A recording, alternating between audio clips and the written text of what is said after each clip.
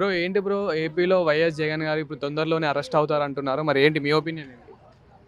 Arrest అయితే అవ్వచ్చండి, తప్పే ఉందండి. ఇప్పుడు గతంలో జరిగిన స్కామ్లు ఒకటి బయటపడుతున్నాయి కాబట్టి అరెస్ట్ అయినా మనం ఆశ్చర్యపోవసరం లేదు. ఇప్పుడు ఆయన అరెస్ట్ అయితే మాత్రం ప్రయోజనం లేదు, అరెస్ట్ అవ్వకపోయినా పెద్ద ప్రయోజనం లేదు. ఎందుకంటే ఆయన ప్రజెంట్ ఒక సాధారణ ఎమ్మెల్యే కింద ఉన్నారు.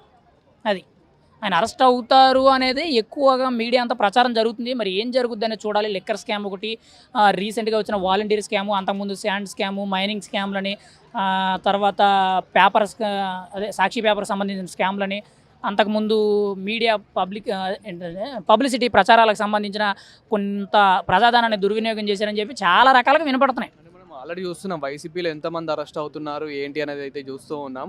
సో ఇదంతా వైఎస్ జగన్ సపోర్ట్ వల్లనే వీళ్ళంతా అన్యాయాలు అక్రమాలు చేశారంటారా? ఇప్పుడు మీరు అన్నారు కదా, వైఎస్ఆర్సీపీలో ఎంతమంది అరెస్ట్ అవుతున్నారు, కూటమి ప్రభుత్వం వల్ల అరెస్ట్ అవుతున్నారు అనే పాయింటే మీరు మాట్లాడారు కదా. ఎవరు అరెస్ట్ చేయారని ఇప్పటివరకు ఎంతమంది అరెస్ట్ చేయరు చెప్పండి నాకు. మనం చూసుకున్నట్టయితే వల్లభనేని వంశీ కానివ్వండి, పోసాని గారు కానివ్వండి, ఇట్లా చాలా మంది అయితే అరెస్ట్ అవుతుంది. వల్లభనేని వంశీ ఎవరు? గతంలో ఎమ్మెల్యే. పోసానికి ఏమైనా పదవి ఉందా? పోనీ మిగిలిన వాళ్ళకి ఏమైనా పదవి ఉందా? వాళ్ళందరూ ఎవరు? వాళ్ళందరూ కూడా మీడియా ముఖంగా మాట్లాడేవాళ్ళు. వాళ్ళు నోటు దురుసుగా మాట్లాడారు కాబట్టి అరెస్ట్ చేశారు తప్పితే వాళ్ళని ఇక్కడ అధికారికంగా పదవులు ఉన్న వాళ్ళు కానీ లేకపోతే గతంలో మాజీ ఎమ్మెల్యేల కింద వాళ్ళని ఎవరు అరెస్ట్ చేయలేదే. వల్లభనేని వంశీని ఎందుకు అరెస్ట్ చేశారు? అడ్డు అదుపు లేకుండా ఒక మాజీ ముఖ్యమంత్రి గారి భార్యని, నారా భువనేశ్వర్ గారిని అంత నీచంగా అసెంబ్లీ సాక్షిగా అవమానించారు. చంద్రబాబు నాయుడు గారు 40 ఏళ్ల రాజకీయ నాయకుడు అని చెప్పి చాలామంది గొప్పగా చెప్తారు. మరి అటువంటి వ్యక్తిని ఏడిపించిన స్థాయికి వచ్చారంటే ఎంత నీచంగా మాట్లాడారు, అందుకు అరెస్ట్ చేశారు. మిగతా వాళ్ళని ఎవరిని అరెస్ట్ చేశారా? ఆర్కే రోజాని అరెస్ట్ చేశారా? కోడళ్ళని అరెస్ట్ చేశారా? అంబటి రాంబాబు, పేరు నాని, గుడివాడ అమర్నాథ్ ఎవరిని అరెస్ట్ చేయలేదు కదా. మరి వాళ్ళందరూ కూడా చాలా స్కామ్లో ఉన్నారు కదా, చాలాసార్లు వినపడ్డాయి కదా, అరెస్ట్ చేసే అవకాశం ఉందన్నారు కదా. మరి ఎక్కడ అరెస్ట్ చేయనప్పుడు అరెస్ట్ చేశారని మీరు ఎలా చెప్తారు? ఇక్కడ కూటమి ప్రభుత్వం, నేను ఓపెన్గా చెప్తున్నానండి, చాలామంది కూడా రెడ్ బుక్ పరిపాలన నడుతుంది, రెడ్ బుక్ రాజ్యాంగం, అరెస్టులు చేస్తున్నారు, అంత సినిమా లేదండి అక్కడ జరగట్లేదు. నేను ఓపెన్గా చెప్తున్నాను, అక్కడ అరెస్ట్ అయిన వాళ్ళు ఎవరంటే గతంలో తప్పులు చేసిన వాళ్ళు, ఎవరు నోటికి పని చెప్పి అడ్డు అదుపు లేకుండా ఇష్టానుసారంగా సభ్యత సంస్కారం మర్చిపోయి ఒక రాజకీయాల్లో ఏదైతే ఒక నీతి అనేది ఉండాలో, ఒక పద్ధతి అనేది ఉండాలో ఆ మాట దాటి కంట్రోల్డ్గా వ్యవహరించకుండా అన్కంట్రోల్డ్గా మాట్లాడిన వాళ్ళని అరెస్ట్ చేశారు. ఎవరిని అరెస్ట్ చేశారు?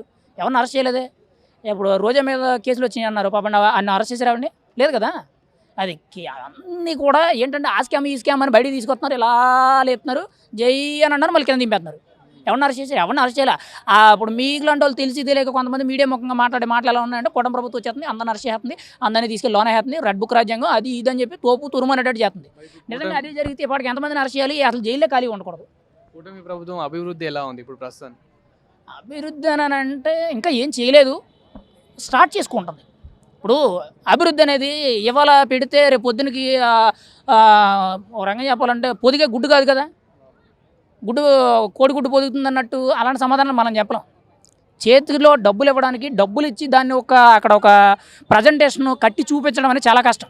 ఇప్పుడు నువ్వు ఒక ఇల్లు కడితేనే ఒక 6 నెలల సంవత్సరం టైం తీసుకున్నావు.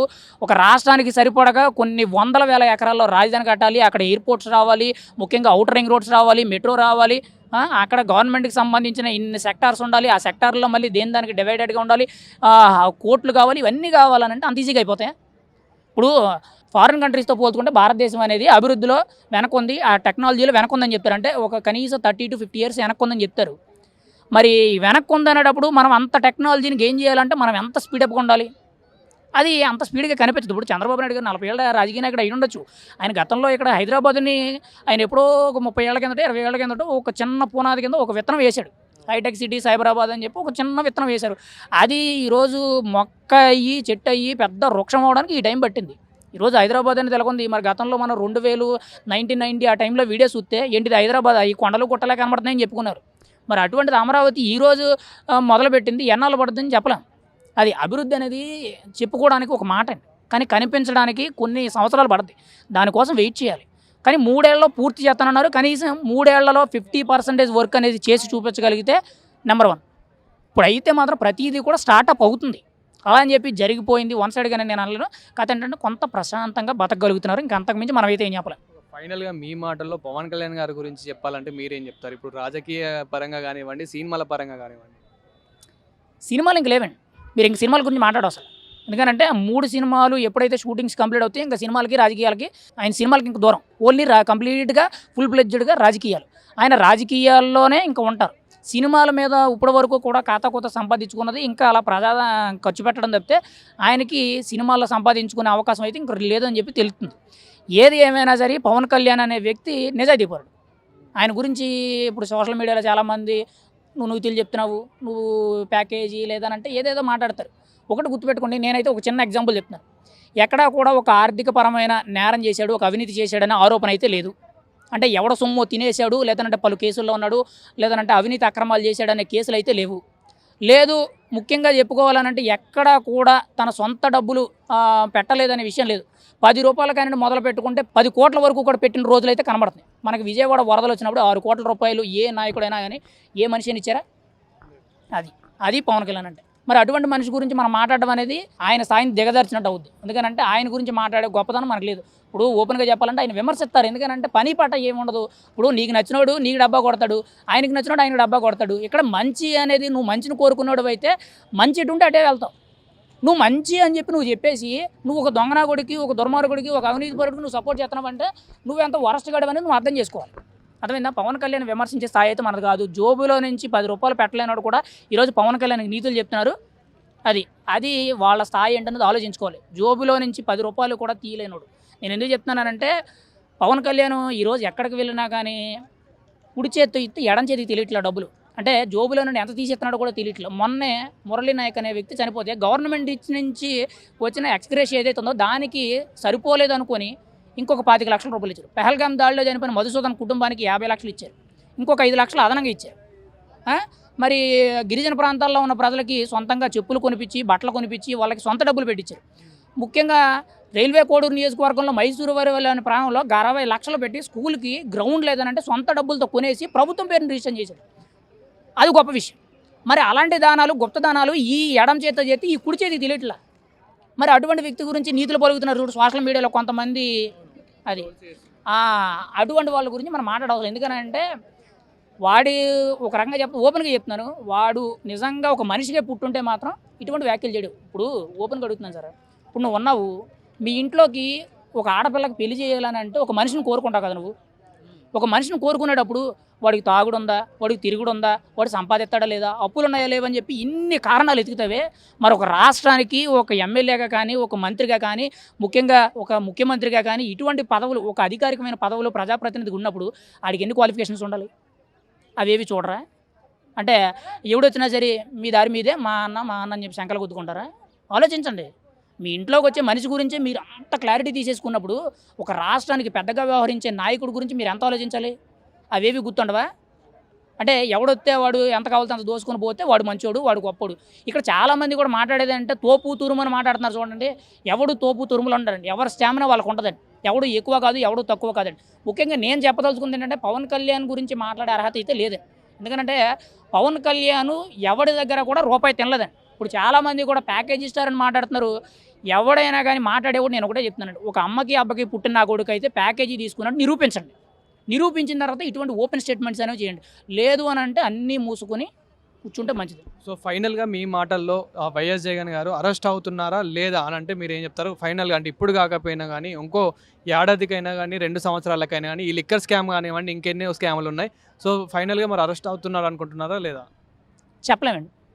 ఇక్కడ గవర్నమెంట్ డెసిషన్ ప్రకారం ఎలా ఉంటుందనంటే అరెస్ట్ చేస్తే ఖచ్చితంగా ఆల్రెడీ గవర్నమెంట్ వచ్చి సంవత్సరం అయింది కాబట్టి ఈ సంవత్సరం నుంచి నెక్స్ట్ 1.5 year లోపు, అంటే ప్రభుత్వం వచ్చిన 2.5 సంవత్సరాల లోపు కీలకంగా ఆయన ఎక్కడైనా పూర్తి ఆధారాలతో దొరికాడు అని అంటే అరెస్ట్ చేయొచ్చు. ఇప్పుడు ఆయన అరెస్ట్ అవుతాడా లేదా అనేది మనం చెప్పలేం. ఎందుకంటే దానికి సంబంధించిన అధికారులు ప్రభుత్వం చూసుకుంటుంది.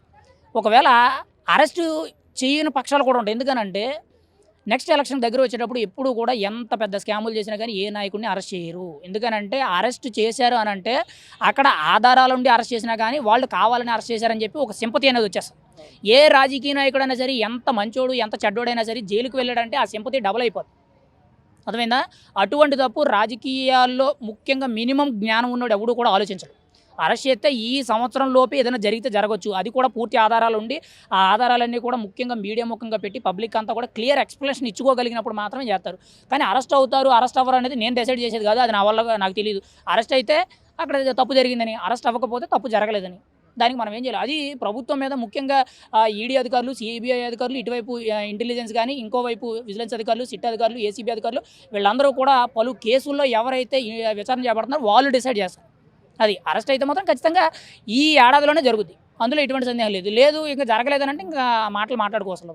అలా ఇది వైఎస్ జగన్ గారు ఇప్పుడు మళ్ళీ తొందరలోనే అరెస్ట్ కాబోతున్నారు అని చెప్పేసి అయితే అంటూ ఉన్నారు. మరి మీరేమనుకుంటున్నారు ఈ లిక్కర్ స్కామ్ కేసులో? జగన్మోహన్ రెడ్డి ఒక లిక్కర్ స్కామ్ కేసే కాదు, చాలా కేసులు ఉన్నాయి, చాలా బయటపడతాయి. వాటన్నిటికీ మెయిన్, ఎందుకంటే ఈ స్కాములన్నిటికీ కూడా మెయిన్ ముఖ్య కారకుడు తనే, జగన్మోహన్ రెడ్డి గారే. ఎందుకంటే ఆయన త్వరలోనే అవుతాడు, అరెస్ట్ అవుతాడు. అరెస్ట్ అయితే బహుశా మళ్ళీ రాకపోవచ్చు. ఎందుకంటే మామూలుగా కాదు, ఆల్రెడీ వాలంటీర్ల దాంట్లో కూడా ఆయన స్కామ్ చేశాడు. ఒక స్కామ్ కాదు, ప్రతి దానికి జగన్మోహన్ రెడ్డి స్కాము స్కెచ్ వేరే ఉంటాయి. ఆయన ఇప్పుడు పవన్ కళ్యాణ్ లాగా ఒక నిజాయితీ పరుడు కాదు, అర్థమైందా? అంటే పవన్ కళ్యాణ్ గారిని ఈ టాపిక్లో తీసుకొస్తాను ఏమి అనుకోకండి. ఎందుకంటే నిజాయితీగా ఉండాలి, ప్రజాసేవ చేయాలి, అందుకు మనం వచ్చాము. మనం చేసే పనులు ప్రజలకు ఉపయోగపడాలి. అంతేగాని ప్రజలను అడ్డం పెట్టుకుని స్కామ్లు ఓపెన్ చేసుకుని నువ్వు దాచుకోవటం ఇవన్నీ ఎందుకు? జగన్మోహన్ రెడ్డి గారు దయచేసి మీ వైఎస్ఆర్సీపీ వాళ్ళందరూ కూడా, పాపం వాళ్ళందరూ కూడా నీ కారణంగానే బలి, నువ్వే నేర్పే వాళ్ళకి. ఎందుకంటే నీకు ఫస్ట్ నుంచి సిస్టము. మనం వైసీపీలో చాలా మంది అరెస్ట్ కావడం చూస్తూ ఉన్నాము. మరి ఇప్పుడు ఇక వైఎస్ జగన్ గారు కూడా అరెస్ట్ అవుతున్నారని మీరు అనుకుంటున్నారా? అవుతారు, కంపల్సరీ అవుతాడు. జగన్మోహన్ రెడ్డే, వీటన్నిటికీ కూడా జగన్మోహన్ రెడ్డే. అంటే ఇవాళ రేపు కాదు, అవుతాడు పకడ్బందీగా. చంద్రబాబు నాయుడు గారు పకడ్బందీగా, చంద్రబాబు నాయుడు గారు ఏమీ చేయని దానికే ఆయన 50 రోజులు జైల్లో పెట్టించావు. నువ్వు ఎన్నో స్కాములు చేసావు. ఇవాళ ఆంధ్రప్రదేశ్ని 5 ఏళ్ళు స్కాములతోనే మోసం చేసావు, నిజాయితీగా పరిపాలన చేయలేదు, అర్థమైందా? ఏదో నువ్వేమో కోట్లు దోసుకుని ఏదో చిల్లర మందాన్ని ప్రజలకు పంచిపెట్టి చాలా దుర్మార్గాలు చేశాడు. 100% అరెస్ట్ అవుతాడు జగన్మోహన్ రెడ్డి. మరి ఇప్పుడు ప్రస్తుతం కూటమి ప్రభుత్వం పరిపాలన కానీ అభివృద్ధి కానీ ఎలా ఉంది? కూటమి పరిపాలన చేస్తుంది, చూస్తున్నారు కదా మీరు. ఎందుకంటే ప్రజల దగ్గరికి వెళ్తున్నారు, చక్కగా ఒకటి కాదు ప్రతి కార్యక్రమం. తెల్లారు లెగిస్తే ఏం చేయాలి అని చెప్పేసి లోకేష్ కానీ, ఇటు చంద్రబాబు నాయుడు గారికి ఆయన అనుభవం. ఇవాళ చూడండి, అమరావతిని 3 ముక్కలు చేయాలని చూశాడు. ఇవాళ అమరావతిని అద్భుతంగా తీర్చిదిద్దుతున్నారు. ప్రపంచంలోనే ఎంతో పేరు ప్రఖ్యాతులు సంపాదించే రేంజ్లో అమరావతి ఉంటుంది 100%. Thank you.